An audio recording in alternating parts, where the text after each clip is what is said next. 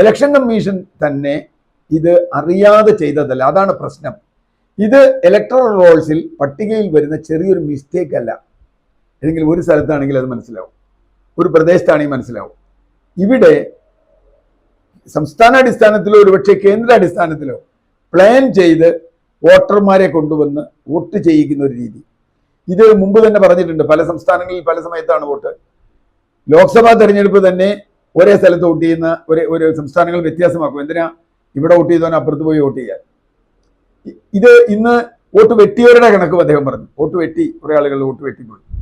വെട്ടി പോയ ആളുകളെ, ബീഹാറിൽ നിന്നുള്ള ആളുകളെ അദ്ദേഹം അവിടെ കൊണ്ടുവന്നു. ബീഹാറിൽ നിന്നും ഹരിയാനയിൽ നിന്നുള്ള ആളുകളെ അവിടെ കൊണ്ടുവന്നു, സ്റ്റേജിൽ കൊണ്ടുവന്നു. ഈ ആളുകളൊക്കെ ജീവിച്ചിരിക്കുന്നുണ്ട്, ഇവരുടെയൊക്കെ വോട്ട് വെട്ടിപ്പോയി. അപ്പോൾ വെട്ടിപ്പോയ വോട്ടുകൾ ആരുടെ? ലക്ഷക്കണക്കിന് വോട്ടുകൾ വെട്ടിപ്പോയി. ഹരിയാനയിൽ രാഹുൽ ഗാന്ധിയുടെ വാദം തെരഞ്ഞെടുപ്പ് കമ്മീഷന്റെ കണക്കനുസരിച്ച് 20,000-25,000 വോട്ടിന് മാത്രമേ വ്യത്യാസമുള്ളൂ BJP കോൺഗ്രസും തമ്മിൽ, NDAയും ഇന്ത്യ മുന്നണിയും തമ്മിൽ.